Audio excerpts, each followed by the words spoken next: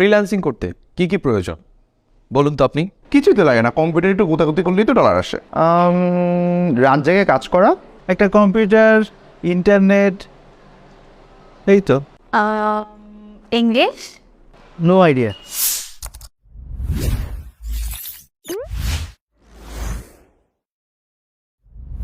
Freelancing করতে কি কি প্রয়োজন এটা আসলে অনেকজনের কাছে অনেক রকম কিছু মনে হয়।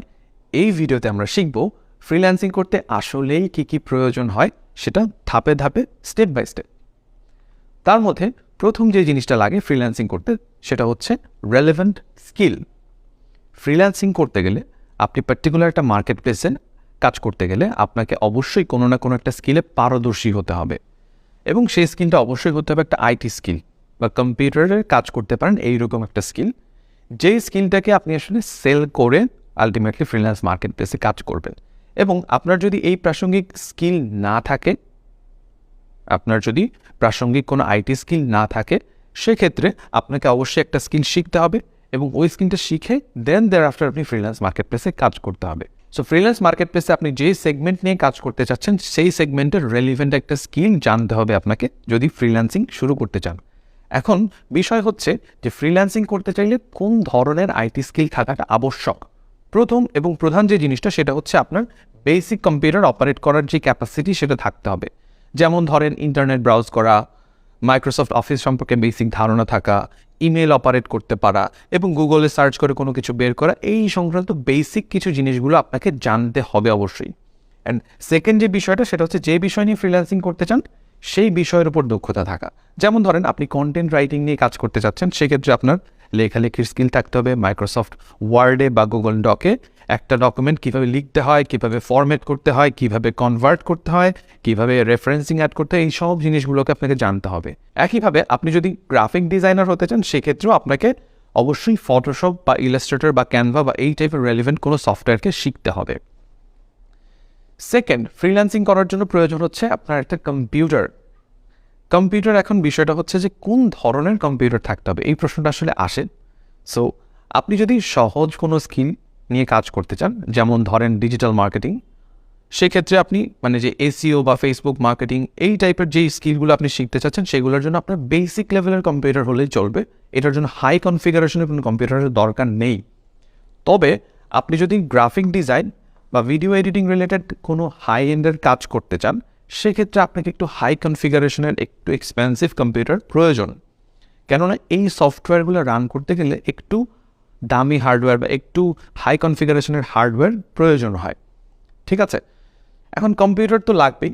কম্পিউটারের মধ্যে হচ্ছে ডেস্কটপ কম্পিউটার কিনবো না ল্যাপটপ কম্পিউটার কিনবো, এইটা নিয়ে একটা বিতর্ক থেকেই যায় সবার মধ্যে। সো এক্ষেত্রে আমার পার্সোনাল একটা সাজেশন হচ্ছে যে আপনার যদি কাজের জায়গাটা নির্ধারিত থাকে, মানে আপনি রুমের একটা পার্টিকুলার জায়গায় বসে অলওয়েজ কাজ করতে চান, সেক্ষেত্রে ডেস্কটপ কম্পিউটার কিনেন।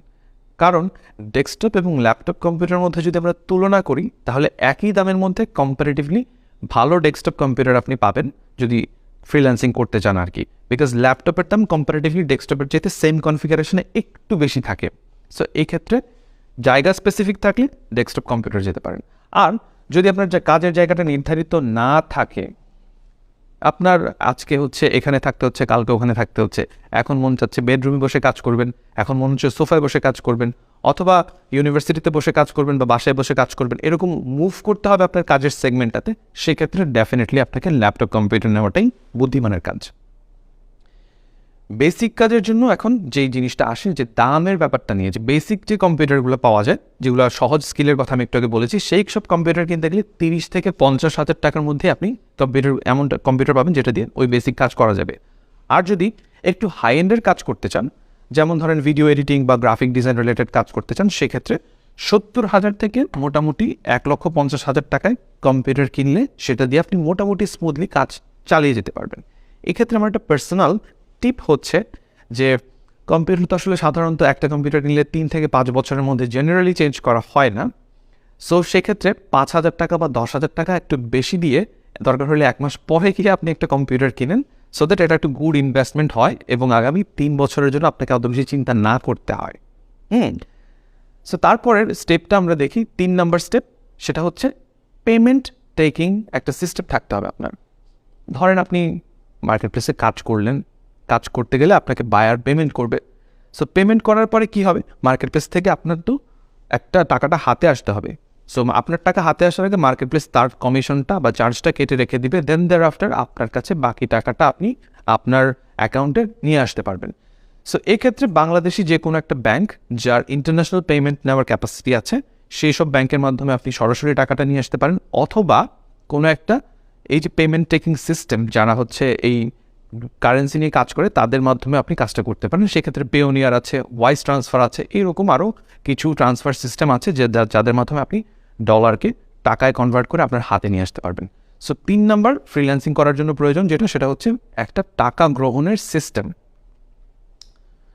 এখন বিষয় হচ্ছে যে মার্কেট প্লেস থেকে আপনি যখন টাকা উইথড্র করতে যাবেন সেক্ষেত্রে একটা বিষয় একটু লক্ষণীয়, সেটা হচ্ছে যে 1 থেকে 10 কর্মদিবস সময় লাগতে পারে সেই টাকাটা আপনার কাছে উইথড্র করার পরে হাতে আসার জন্য। এবং আপনি চাইলে পেওনিয়ারের মাধ্যমে যখন টাকা উত্তোলন করবেন তখন আসলে ডলার থেকে যখন টাকায় কনভার্ট হচ্ছে সেটা বাংলাদেশের যে কোনো এটিএম বুথ থেকেও আপনি টাকাটা উত্তোলন করতে পারবেন। হ্যাঁ, তবে এই ক্ষেত্রে একটা বিষয় অবশ্যই লক্ষণীয়, যখন পেওনিয়ারের মাধ্যমে সরাসরি টাকা আপনি উইথড্র করছেন সেক্ষেত্রে ডলারের রেটটা একটু দেখে নেবেন, কারণ বাংলাদেশে ডলারের রেটটা অনেক ফ্লাকচুয়েট করে। সো সেই ব্যাপারটা একটু দেখাটা জরুরি বিষয়। 4 নম্বর যে বিষয়টা সেটা হচ্ছে আপনার কাজের একটা পোর্টফোলিও তৈরি করা। পোর্টফোলিও জিনিসটা আসলে কী জিনিস? পোর্টফোলিও বেসিক্যালি হচ্ছে একটা কেস বা ব্রিফ কেস। আমরা ছোটোবেলায় দেখতাম যে আমাদের বাবা চাচারা ব্রিফ কেসে করে ওনাদের প্রয়োজনীয় যে ডকুমেন্টগুলো আছে, খুবই ইম্পর্ট্যান্ট দলিলাবি বা অফিসের ডকুমেন্ট, ওগুলা হচ্ছে ব্রিফ কেসের মধ্যে সংরক্ষণ করে রেখে দিতেন, যখন যেখানে যেতে হবে সেটা নিয়ে যাচ্ছেন। সো ঠিক একই রকমভাবে ফ্রিল্যান্সিং সেগমেন্টে পোর্টফোলিও মানে হচ্ছে এইরকম যে আপনার একটা অনলাইন প্ল্যাটফর্ম যেখানে আপনার যাবতীয় কাজ, আপনি এ পর্যন্ত যত কাজ করেছেন, কোথায় করেছেন, কি করেছেন, কার জন্য করেছেন, সব জিনিসগুলো ডিটেলসে রাখতে পারবেন। সেই জিনিসটাই বেসিক্যালি আপনার পোর্টফোলিও। সো প্রশ্ন হচ্ছে এখন যে একটা পোর্টফোলিও আসলে তৈরি করব কিভাবে? ফ্রিল্যান্সিংয়ের জন্য পোর্টফোলিও তৈরি করতে গেলে প্রথমত হচ্ছে আপনি যেই সংক্রান্ত কাজগুলো করেছেন সবগুলো কাজকে একত্রিত করেন। আপনি নিজের জন্য কাজ করেন, অন্যের জন্য কাজ করেন, সবগুলোকে একত্রিত করেন। একত্রিত করার পরে দেন সেটা আপনার রেলিভেন্ট একটা ওয়েবসাইটে আপলোড করতে পারেন ডিটেইল লিখে। সেটা আপনার পার্সোনাল ওয়েবসাইট হতে পারে অথবা যে কোনো পোর্টফোলিও ওয়েবসাইট হতে পারে। গ্রাফিক ডিজাইনারদের জন্য ডিফারেন্ট পোর্টফোলিও ওয়েবসাইট আছে, যেমন বিহ্যান্স আছে, ড্রিবল আছে। ভিডিও এডিটিংয়ের জন্য হচ্ছে যারা কাজ করছেন তারা ইউটিউবে আপনার ভিডিওগুলোকে আপলোড করে রেখে দিতে পারেন প্রাইভেট চ্যানেল করে।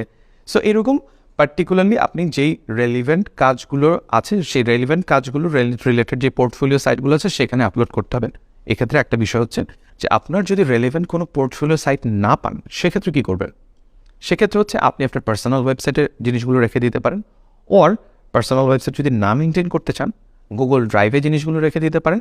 প্রয়োজন হলে যে কাউকে সেই ড্রাইভের লিঙ্কটা যেন শেয়ার করে দিতে পারেন এবং সেখান থেকে সে আপনার কাজের যাবতীয় বৃত্তান্তগুলো দেখে নিতে পারে। দেন ফ্রিল্যান্সিং করার জন্য লাস্ট স্টেপ যেটা, সেটা হচ্ছে একটা সার্টিফিকেট থাকা। এটা আমি পার্সোনালি রিকমেন্ড করি। সার্টিফিকেট ছাড়াও আপনি ফ্রিল্যান্সিং করতে পারেন, তবে আই হাইলি রিকমেন্ড একটা সার্টিফিকেশন থাকা। কিসের সার্টিফিকেশন? আপনি যেই রেলিভেন্ট কাজ শিখেছেন সেই রেলিভেন্ট কাজের সার্টিফিকেট। একটা গবেষণায় দেখা গেছে যে যদি আপনার কাজের বা এক্সপিরিয়েন্সের যে সার্টিফিকেট থাকে, আপনি একটা স্কিল শিখেছেন অথবা সেই রেলিভেন্ট কোনো কাজ করেছেন, সেইটার যদি কোনো সার্টিফিকেশন থাকে তখন 70% বেশি সম্ভাবনা বেড়ে যায়। 70% সম্ভাবনা আপনার বেড়ে যাচ্ছে একটা কাজ পাওয়ার। সো ফ্রিল্যান্স মার্কেট প্লেসে কাজ পাওয়া নিয়ে আসলে সবার স্ট্রাগল করতে হয়। সো আপনার একটা সার্টিফিকেশন আপনাকে একটু এগিয়ে রাখবে। এবং বেসিক্যালি আসলে একটা সার্টিফিকেটই কিন্তু ওই ক্লায়েন্টকে এতটুকু অ্যাসিওর করে যে আপনি ওই কাজটা অ্যাটলিস্ট শিখেছেন বা পারেন। দেন আপনাদের জন্য একটু বোনাস, মানে এক্সট্রা খাতিরদারি করছি আর কি।